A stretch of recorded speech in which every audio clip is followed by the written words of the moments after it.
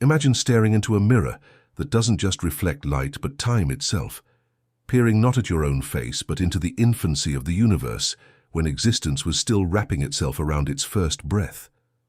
That's precisely what the James Webb Space Telescope was built to do. But what it found when it looked deeper than anything before, it wasn't infancy, it wasn't the cosmic cradle. It was a contradiction, a cosmic impossibility. And what it saw, what it revealed to us, has not just stunned astronomers, it has shaken the very skeleton of modern physics. For decades, scientists believed they had a pretty solid grasp on how the universe evolved. First came the Big Bang, then a dark age, followed by the slow, methodical birth of stars, galaxies, and eventually life. The further back we look, the simpler things should be. Basic particles, faint hydrogen clouds, chaotic, unformed space. But when Webb turned its golden mirrors toward a remote and supposedly quiet sector of the sky, one of those vast black stretches where we expected little more than darkness, it captured something that should never have existed at that time. Fully developed galaxy, not a hazy blob or scattered gas, but a complex rotating system of stars complete with spiral arms and a monstrous black hole at its heart. Not just formed, but thriving. This was not a fluke. As data poured in, more galaxies emerged from that primordial shadow, fully structured, chemically mature, gravitationally stable. It was as if the cosmic clock had jumped ahead, skipping billions of years of slow evolution and landing in an era of impossible maturity. And with each observation, one terrifying question began to echo louder in scientific circles. What if everything we thought we knew about the beginning is wrong? When the Webb telescope first captured the image of what now seems to be an impossibly mature galaxy sitting over 13 billion light-years away, it was expected to be another faint, ancient smear of light barely distinguishable from background noise. But instead, what stared back was nothing short of architectural elegance. Spiral arms wrapped like ribbons of starlight, dense star clusters orbiting in harmony, and a dense core pulsing with energy. This galaxy wasn't forming, it was formed, and not just barely. It looked like something we'd expect to find several billion years into the universe's timeline, not within the first few 100 million years after the Big Bang. To understand why this is so baffling, you have to understand how galaxies are thought to evolve. In the early universe, matter was spread thin and uneven, gradually pulled together by gravity into clouds that collapsed into stars, which then grouped into galaxies over enormous timeframes. But what Webb saw suggested that this entire process had already completed far too quickly. That galaxy hadn't just taken shape, it had thrived. The laws of astrophysics didn't allow this. It was like finding a fully grown ancient redwood tree sprouting from freshly planted soil. Even more puzzling was that this wasn't an isolated phenomenon. Webb uncovered multiple examples, galaxies across different regions of the sky, all displaying levels of organization, complexity, and maturity that were flat out impossible according to our current understanding of cosmic timelines. And this wasn't just a glitch in the telescope. The instruments were working perfectly. What wasn't working was the framework of our theories. Once astronomers analyzed the spectral data, the fingerprint of light that reveals the elements within these galaxies, they were hit with another shock. Wave!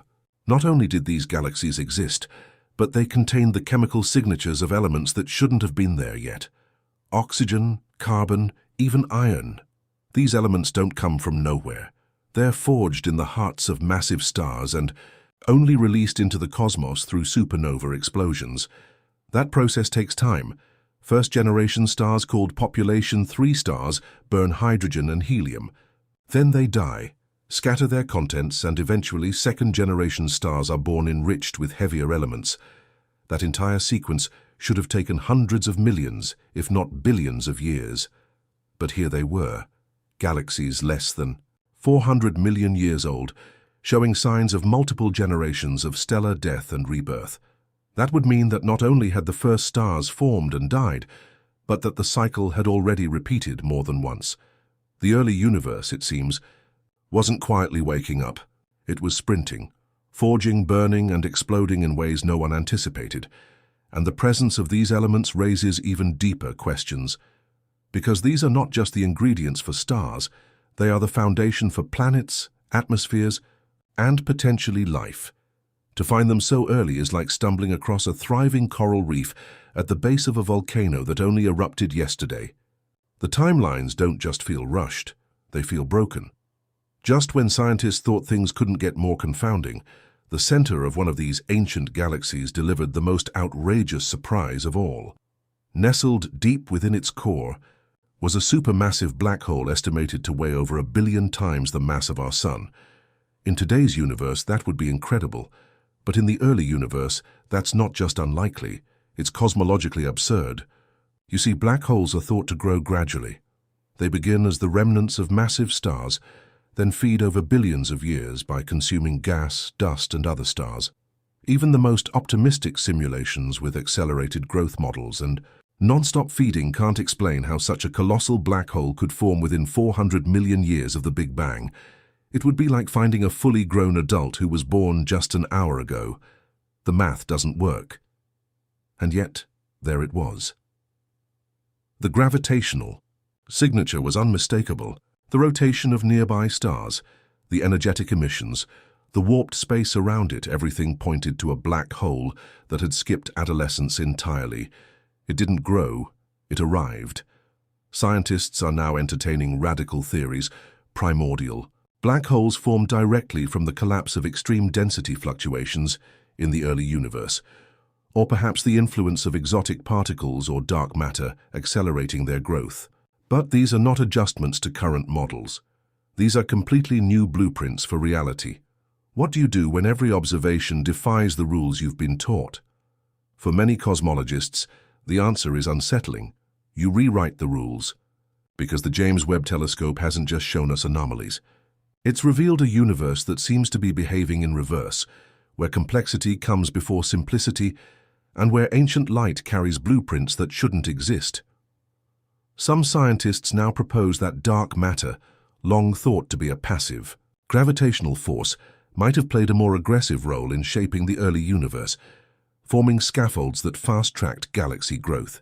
Others suggest that time itself may have flowed differently in those early moments, stretched and warped in ways we can't yet detect, allowing entire epochs of evolution to pass in what appears to us as mere flashes. And then there's the most chilling idea of all, that perhaps the early universe wasn't so different from the one we see today. Maybe complexity is not the endpoint of cosmic evolution. Maybe it's the beginning. As the data kept flowing, researchers began to notice something even stranger, something that had nothing to do with the brightness or the mass of these galaxies, but with the shapes they repeated.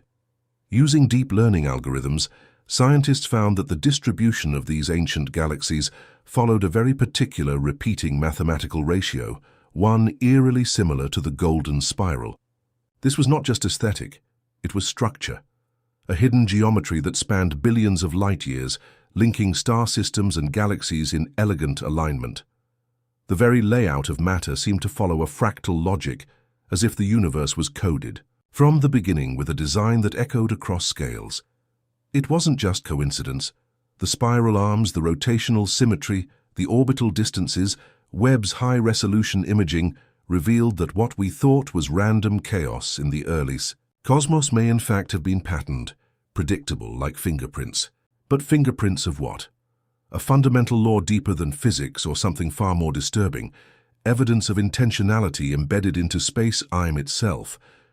One of Webb's most controversial findings came not from a galaxy or a black hole, but from the faint chemical trail left behind in a seemingly empty region of space, an interstellar void so ancient it was assumed to be sterile.